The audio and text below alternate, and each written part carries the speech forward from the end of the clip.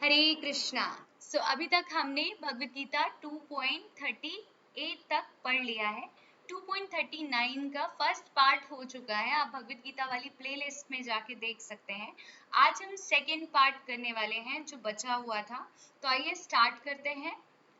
तो Arjuna has already accepted Krishna as his spiritual master by surrendering himself onto him. तो अर्जुन ने already accept कर लिया है कृष्णा को उनके गुरु के जैसे। गुरु मान लिया है कृष्णा को अर्जुन ने। सरेंडर करते हुए वो क्या कहते हैं कि शिष्यस्ते हम शादी माम त्वाम प्रपन्नम। तो भगवान श्री कृष्ण से अर्जुन कहते हैं 2.7 में, सेकेंड चैप्टर के 7th वर्स में, जब वो हार जाते हैं, थक हार जाते हैं, कंफ्यूज हो जाते हैं, तो बोलते हैं कि कृष्णा अब मुझे कुछ भी नहीं समझ में आ रहा है, मैं आपको सरेंडर करता हूँ। वो बोलते हैं शिष्यस्ते हम, मतलब अब मैं आपका शिष्य हूँ। शादी माम मतलब मुझे इंस्ट्रक्ट करिए अब कि मैं क्या करूँ, मुझे निर्देश दीजिए। त्वाम प्रपन्नम अब मैं आपकी शरण में हूँ। तो यहाँ पे अर्जुन बताते हैं कि गुरु के समक्ष कैसे जाना चाहिए। जब वो कृष्णा को गुरु एक्सेप्ट करते हैं तो क्या करते हैं, शरणागति ले लेते हैं उनकी, उनसे डिबेट नहीं करते, बल्कि उनको कहते हैं कि आप मुझे इंस्ट्रक्ट करिए। तो हम जब गुरु के सामने जाते हैं तो हमें बहुत ही हम्बल विनम्र भाव से जाना चाहिए और उनसे कहना चाहिए कि आपके जो भी प्रश्न है, आध्यात्मिक प्रश्न है, उनको समक्ष उनके रखना चाहिए, उन्हें सरेंडर करना चाहिए और वो जो भी बताते हैं उन्हें अच्छे से सुनना चाहिए, जैसे अर्जुन सुन रहे हैं अभी। फिर क्या होता है, Consequently, Krishna will now tell him about the working process in बुद्धि योग और कर्म योग। तो consequently इसके उपरांत क्या होगा, कृष्णा अब उनको पूरी वर्किंग प्रोसेस बता रहे हैं कि बुद्धि योग या कर्म योग क्या है, कैसे करो तुम अपना कर्म योग। और in other words, the practice of devotional service only for the sense gratification of the Lord।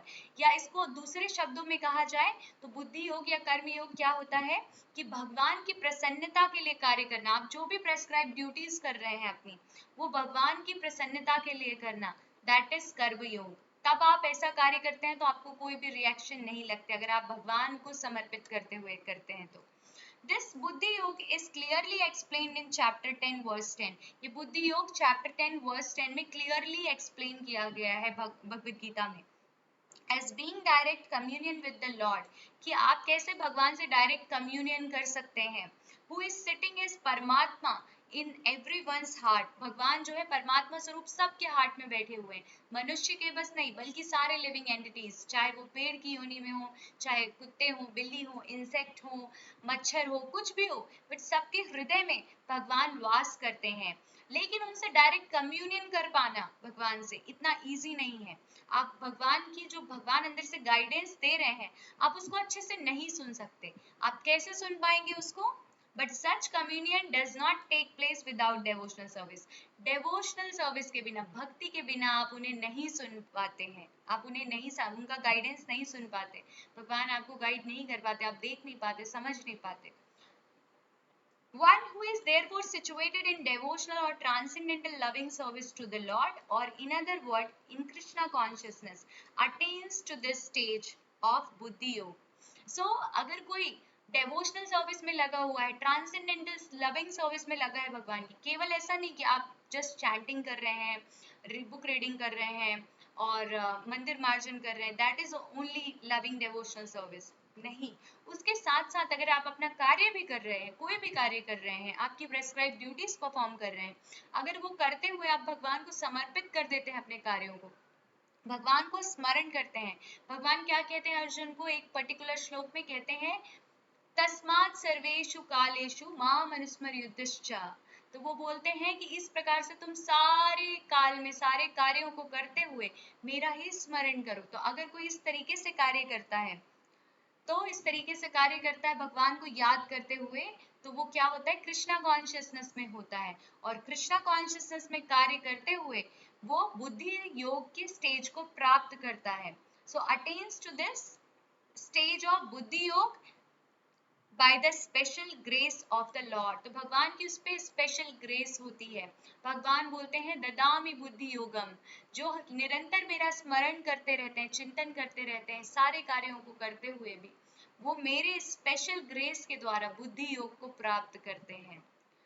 The Lord says therefore that only to those who are always engaged in devotional service out of transcendental love does he award the pure knowledge of devotion in love। तो कहते हैं कि वो लोग जो हमेशा engage हैं devotional service में, भक्ति में सर्विस कर रहे हैं, लेकिन भक्ति के साथ out of transcendental love, transcendental love है उनमें, भगवान को, भगवान से प्रेम करते हैं, भगवान के निर्देश, भगवान के बारे में उन्होंने जो भी सुना है अपने गुरुओं से या पुस्तकों में पढ़ के, भगवत गीता भागवतम में पढ़ के जो भी सुना है उन निर्देशों का पालन करते हैं, वैसे भगवान को देखने का प्रयास करते हैं, उनको स्मरण करने का प्रयास करते हैं, प्रेम करते हैं, तो भगवान क्या करते हैं, does he award the pure knowledge of devotion in love. तो भगवान उनको प्योर नॉलेज देते हैं, ज्ञान देते हैं, दिव्य ज्ञान, हृदय प्रकाशित हो। तो भगवान परमात्मा स्वरूप हमारे हृदय में रहते हैं, उन्हें क्या कहते हैं हम, चैत्य गुरु, वो भी गुरु हैं, चैत्य गुरु हैं। तो भगवान हृदय में हमारे ज्ञान प्रकाशित कर देते हैं, प्योर नॉलेज, शुद्ध नॉलेज को, जो कि क्या है, ऑफ डिवोशन इन लव, ताकि आप उन्हें प्रेम में समर्पण कर पाए। In that way the devotee can reach him easily। इस तरीके से एक भक्त जो है भगवान तक बहुत ही easily reach कर सकता है, पहुंच सकता है। In the ever blissful kingdom of the God, कहाँ पे, भगवान के एवर ब्लिसफुल किंगडम में, इस मटेरियल लाइफ में रहते हुए, इस मटेरियल बॉडी में रहते हुए आप भगवान के जो रियल किंगडम है, ब्लिसफुल किंगडम है, जो हमेशा ब्लिसफुल रहता, आनंदमय अभ्यासात।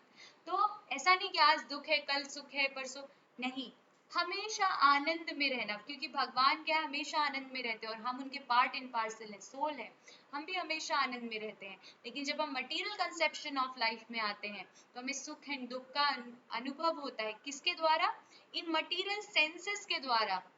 ये मटेरियल सेंसेस जो है यही ऑब्जर्व करती हैं सुख या दुख को, लेकिन जब हम भगवान की ट्रांसेंडेंटल लविंग सर्विस करने लगते हैं तो धीरे धीरे हम इस मटेरियल कंसेप्शन ऑफ लाइफ से ऊपर उठने लगते हैं और हमारा जो रियल अस्तित्व है, आत्मा का रियल नेचर है, वो हम महसूस करने लगते हैं।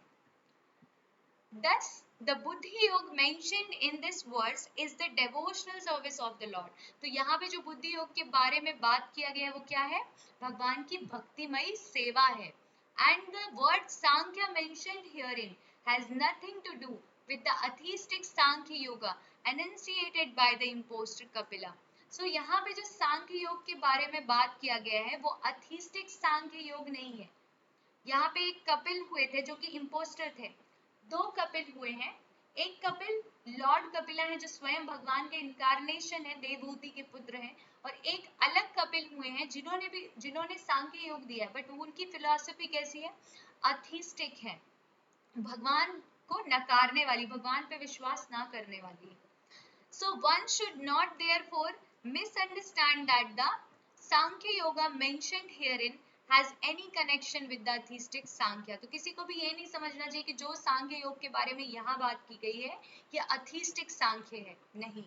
Nor did that philosophy have any influence during that time। So जब भगवान श्री कृष्ण थे उस समय उस सांख्य फिलॉसफी का कोई भी इन्फ्लुएंस नहीं था जो कि इम्पोस्टर कपिला ने दी है, उस सांख्य फिलॉसफी का कोई इन्फ्लुएंस नहीं था, कोई प्रभाव नहीं था उस time. Nor would Lord Krishna care to mention such godless philosophical speculation. और भगवान श्री कृष्ण क्यों भला गॉडलेस फिलॉसफी को मेंशन करेंगे अर्जुन को। भगवत गीता जो कि शास्त्रों का निचोड़ है, रस है, शास्त्रों का एसेंस है, इसको आपने पढ़ लिया मतलब सारे वैदिक शास्त्र आपने पढ़ लिए, तो ऐसे शास्त्र में भगवान क्यों अथीस्टिक फिलॉसफी को लाएंगे। Real Sankhya philosophy is described bye Lord Kapila in the Shrimad Bhagavatam. जो रियल सांख्य फिलॉसफी है वो भगवान कपिल देव के द्वारा श्रीमद् भागवतम में मेंशन की गई है। But even that Sankhya has nothing to do with current topics. लेकिन वो सांख्य भी करेंट टॉपिक से रिलेटेड तो है, बट उसका इससे कुछ लेना देना नहीं है। Here Sankhya means analytical description of the body and the soul। यहाँ पे सांख्य का क्या मतलब है, analytical description of body and soul. और ये कैसे बोला गया यहाँ पे, हम कैसे जान सकते हैं कि हाँ सांख्य का मतलब यहाँ पे बॉडी और सोल का एनालिटिकल डिस्क्रिप्शन ही है?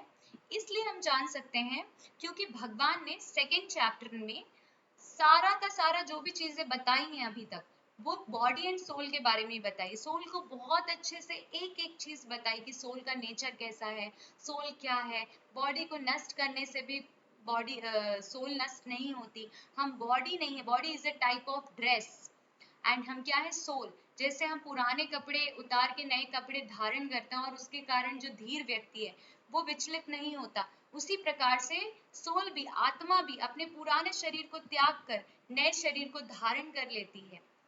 इससे वो विचलित नहीं होती क्योंकि सोल क्या है, हम क्या है, रियल में आत्मा है, हम कभी नहीं मर सकते। तो इस तरीके से भगवान ने सारा डिस्क्रिप्शन दिया है बॉडी और सोल का।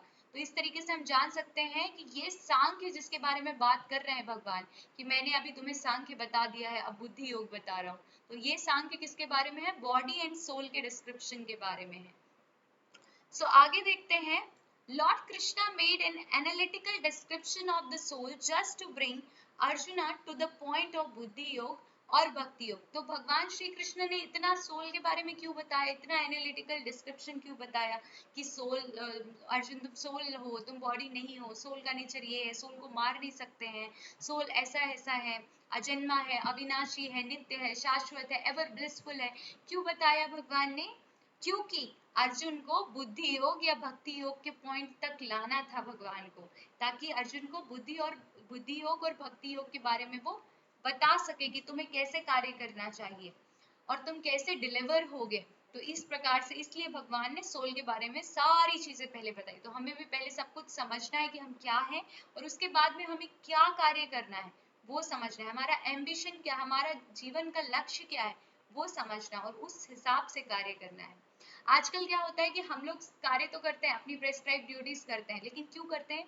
Just for food. हमें खाना है, अच्छे से सोना है, मीटिंग करना है, अपने आप का बचाव करना है, बस इसीलिए हम अच्छे से पढ़ना और कमाना चाहते हैं, बस that's it. But that is not the real purpose of life, because आप सोल है, बॉडी नहीं है। आपने बॉडी के लिए तो आपने कार्य कर लिया, लेकिन सोल के लिए आपने क्या किया? आपने क्या मरने की तैयारी की? मरने के बाद आपका नेक्स्ट बर्थ क्या होगा, क्या होगा, कहाँ जाएंगे आप, आपको कुछ पता है? नहीं। तो अगर आप बिना जाने कि आपकी नेक्स्ट लाइफ क्या होगी, अगर आप मर गए, तो दैट मीन्स कि आपने एनिमल लाइफ जी है, आपने ह्यूमन लाइफ जी ही नहीं है। सो ह्यूमन लाइफ इसलिए मिली है ताकि आप सेल्फ रियलाइजेशन कर पाए, आप जान पाए कि आप कौन है। तो इसलिए बुद्धि योग करना, अपने कर्मों को करते हुए, अपने प्रेस्क्राइब ड्यूटीज को करते हुए भगवान को स्मरण करना, ये सबसे ज्यादा जरूरी है। भक्ति योग करना बहुत ज्यादा जरूरी है। उससे क्या होगा? उससे भगवान हमें बुद्धि योग देंगे। जब हम भगवान को समर्पण करते हुए कार्य करेंगे, भगवान को स्मरण करते हुए कार्य करेंगे, तो भगवान हमें बुद्धि देंगे और उस बुद्धि से हम क्या कर सकते हैं? भगवान हमें प्योर नॉलेज देंगे, लविंग डिवोशनल सर्विस देंगे, जिससे हम अपना रियल नेचर को रिवाइव कर सकते हैं। हम क्या है वो पता चल सकता है, हमारी पोजीशन क्या है वो पता चल सकता है। So therefore Lord Krishna's Sankhya and Lord Kapila's Sankhya as described in the Bhagavatam are one and the same. So जो यहाँ पे भागवतम में, जो भागवतम में लॉर्ड कपिल ने सांख्य बताया था अपनी माता देवहूति को, और जो कृष्णा यहाँ पे सांख्य बता रहे हैं, ये दोनों सेम है, क्योंकि ये सोल के पर्सपेक्टिव में यहाँ पे भक्ति योग के पॉइंट पे आने के लिए बात कर रहे हैं। भगवान श्री कृष्ण ने भी भक्ति योग तक लाने के लिए सांख्य की बात की, बॉडी एंड सोल के डिस्क्रिप्शन की, एंड कपिल देव भी भक्ति योग की बात करते हैं। तो इसलिए दोनों एक हैं, सेम है। दे आर ऑल भक्ति योग, तो वो भक्ति योग के बारे में बात कर रहे हैं। तो ये सांख्य क्या है? भक्ति योग ही है। Lord Krishna said, therefore, that only the less intelligent class of men make a distinction between Sankhya Yoga and Bhakti Yoga. So भगवान श्री कृष्ण कहते हैं कि जो less intelligent class of man है, वही सांख्य योग और भक्ति योग में डिफरेंस समझते हैं। कई लोग बस समझते हैं कि हाँ सांख्य योग हम आत्मा है, ठीक है, बट हम अपने आप को कैसे रियलाइज कर सकते हैं? Just by doing some physical exercises, ashtanga yoga, or just by dhyan you can remember, you can realize yourself. No, because we are part and parcel of Krishna. अगर हम कृष्णा को सरेंडर करते हैं, अगर हम भक्ति योग करते हैं तो that would be very easy. और भगवान भगवत गीता में ही कहते हैं, क्या कहते हैं कि मुझे केवल मेरा भक्त ही तत्वतः जान सकता है, उसके अलावा कोई नहीं। तो इसलिए भक्ति योग, सांख्य योग, अगर हम अष्टांग योग भी फॉलो अप करते हैं तो दैट इज फॉर कि हम अल्टीमेटली भक्ति योग में आएंगे। And then only by the mercy of Krishna, by the mercy of grace of Lord, we can realise ourselves and our relationship with the Lord. आगे देखते हैं, of course atheistic Sankhya yoga has nothing to do with भक्ति योगा। जो atheistic सांख्य योग है उसका भक्ति योग से कोई लेना देना नहीं है। Yet the unintelligent claim that the atheistic Sankhya yoga is referred to in the Bhagavad Gita. इसलिए जो कुछ लोग हैं वो भगवत गीता को गलत तरीके से मिस इंटरप्रेट करते हैं और वो ये बताते हैं कि जो अथीस्टिक फिलॉसफी दी है कपिल ने, कपिल जो इम्पोस्टर कपिल है, उनकी जो अथीस्टिक सांख्य फिलॉसफी है वही यहाँ पे मेंशन की गई है भगवत गीता के इस पर्टिकुलर वर्स में, लेकिन ऐसा बिल्कुल नहीं है। One should therefore understand that buddhi yoga means to work in Krishna consciousness. इसलिए हमें समझना चाहिए कि बुद्धि योग मतलब क्या है, कृष्णा कॉन्शियसनेस में कार्य करना। और यहाँ पे आगे आने वाले चैप्टर में 10th चैप्टर में भगवान ने बताया भी है कि ददामी बुद्धि योगम, जो हमेशा मेरे निरंतर चिंतन करते हैं, मेरा स्मरण करते हुए सारे कार्य करते हैं, मैं उन्हें बुद्धि योग देता हूँ। सो मतलब मैं उन्हें नॉलेज देता हूँ, प्योर नॉलेज ऑफ डेवोशन देता हूँ। तो एक्चुअली भगवान बुद्धि योग या भक्ति योग के ही बारे में बात कर रहे हैं। तो वर्क इन कृष्णा कॉन्शियसनेस, जब आप कृष्णा को स्मरण करते हुए कार्य करते हैं तो दैट इज एक्चुअली बुद्धि योग। In the full bliss and knowledge of devotional service, तो आप कैसे कार्य करते हैं उसमें, बुद्धि योग क्या होता है, कृष्णा कॉन्शियसनेस क्या होता है कि पूरे ब्लिस में रहना, आनंद में रहना, और knowledge of devotional service, devotional service का नॉलेज, ये सारा भगवान बुद्धि योग में हमें प्रदान करते हैं।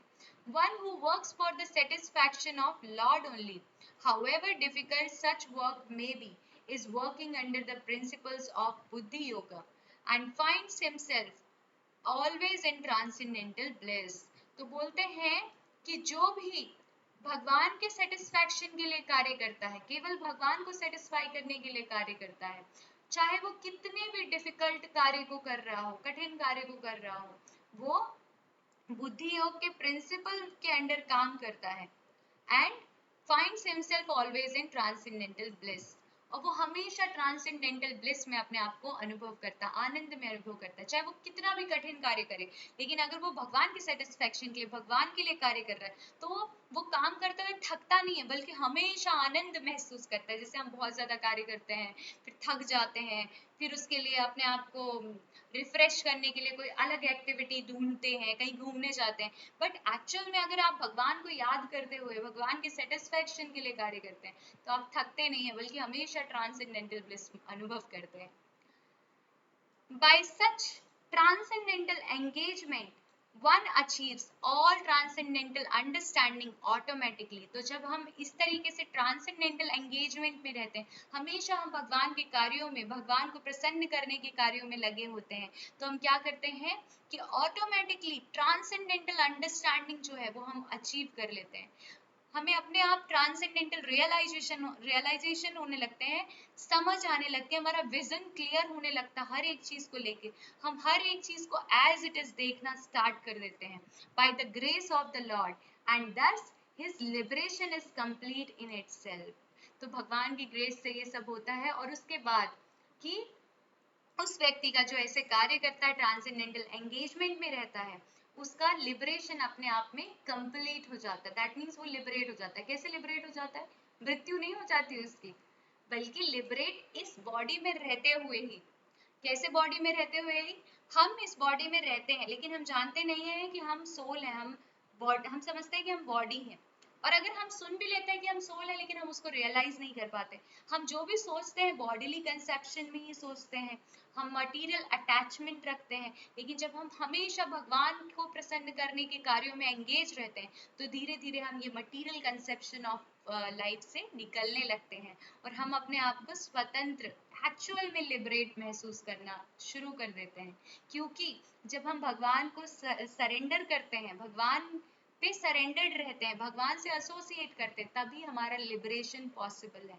अगर हम ये सोचते हैं कि हम तो इंडिपेंडेंट हैं, हम किसी को सरेंडर नहीं करते, तो हम तो इंडिपेंडेंट हैं, तो that is not independence, that is actually entanglement.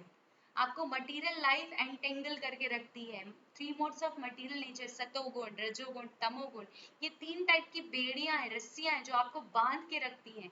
ये आपको अलग अलग सुख और दुख में परेशान करती रहती है, आप ब्लिसफुल फील नहीं कर पाते, दैट इज नॉट इंडिपेंडेंस। जब हम भगवान पे डिपेंड होते हैं, जब हम कृष्णा पे डिपेंड होते हैं, that is actually independence, that is actually liberation from this material entanglement और material sufferings, material दुखों से।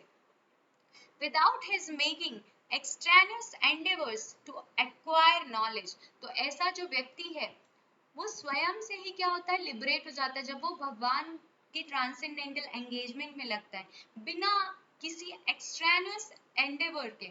मतलब उसे बहुत ज्यादा नॉलेज एक्वायर करने के लिए बहुत ज्यादा हार्डवर्क नहीं करना पड़ता है, बल्कि अपने आप उसके हृदय में वो ज्ञान प्रकाशित होने लगता है जब वो भगवान से एंगेजमेंट में कार्य करता है।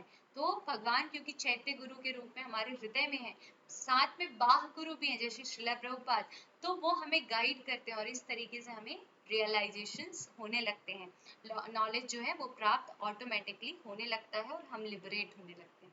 There is much difference between work in Krishna consciousness and work for fruitive result.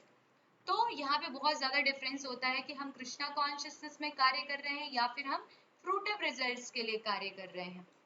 Actually जब हम फ्रूटिव रिजल्ट्स के लिए कार्य करते हैं तो हम हमेशा फल की चिंता में रहते हैं कि अरे हम ये कार्य कर रहे हैं, हमें इतना सक्सेसफुल बनना है, उसके बाद हम क्रेडिट भी खुद लेते हैं, तो टोटली हम क्या होता है, एंटेंगल हो जाते हैं। तो उससे जो कार्मिक रिएक्शन होते हैं उसके फल हमें भुगतने होते हैं। लेकिन कृष्णा कॉन्शियसनेस का वर्क प्योरली ट्रांसेंडेंटल ब्लिस है, especially in the matter of sense gratification for achieving results in terms of family or material happiness. So fruitive result क्या है, मैटर ऑफ सेंस ग्रेटिफिकेशन है, ये अपनी सेंस को ग्रेटिफाई करना, कृष्णा की सेंस को ग्रेटिफाई करना इज कृष्णा कॉन्शियसनेस, कृष्णा के प्लेजर के लिए कार्य करना, लेकिन अपने सेंस प्लेजर के लिए कार्य करना है सेंस ग्रेटिफिकेशन। और वो सेंस ग्रेटिफिकेशन किसके लिए, हम अचीव करते हैं रिजल्ट्स किसके लिए, इन टर्म्स ऑफ फैमिली या मटेरियल हैप्पीनेस के लिए, या तो हम फैमिली के लिए करते हैं या फिर मटेरियल हैप्पीनेस के लिए। हम सोचते हैं कि हमें थोड़ा सुख मिल जाएगा, लेकिन ये सुख जो है अल्टीमेटली हमें हमारे दुखों का ही कारण बनता है, क्योंकि हमें और ज्यादा ये एंटेंगल कर देता है, हम फ्री महसूस नहीं कर पाते, हम ब्लिसफुल महसूस नहीं कर पाते। But work in Krishna consciousness is best. Buddhi yoga is therefore the transcendental quality of the work that we perform. तो इस प्रकार से जो बुद्धि योग है वो क्या है, ट्रांसेंडेंटल क्वालिटी है कार्य करने की जो हम परफॉर्म कर रहे हैं। आपको कोई भी चीज बदलना नहीं है, आपको अपना कार्य छोड़ना नहीं है, बल्कि आपको हमेशा ट्रांसेंडेंटल कॉन्शियसनेस में, कृष्णा कॉन्शियसनेस में कार्य करना है, भगवान के लिए कार्य करना है, भगवान को याद करते हुए कार्य करना है, रिजल्ट्स और कर्म दोनों भगवान को ऑफर करना है। तो इस प्रकार से हम कभी एंटेंगल नहीं होंगे, और दैट इज बुद्धि योगा। सो हमको बुद्धि योग में कार्य करना है। हरे कृष्णा। आपको अगर ये लेसन पसंद आया हो, लेक्चर पसंद आया हो, तो आप प्लीज़ कमेंट करके बताइए। और अगर कोई अच्छा पॉइंट आपको समझ में आया है तो आप वो भी मेंशन करें, ताकि बाकी लोगों को भी वो पॉइंट दिख सके और वो लोग भी उससे हेल्प ले सके। और अगर कोई क्वेश्चन है तो वो भी पूछ सकते हैं। प्रीवियस लेक्चर्स को देखने के लिए आप भगवद गीता की जो सीरीज है प्लेलिस्ट में जाके देख सकते हैं। हरे कृष्णा।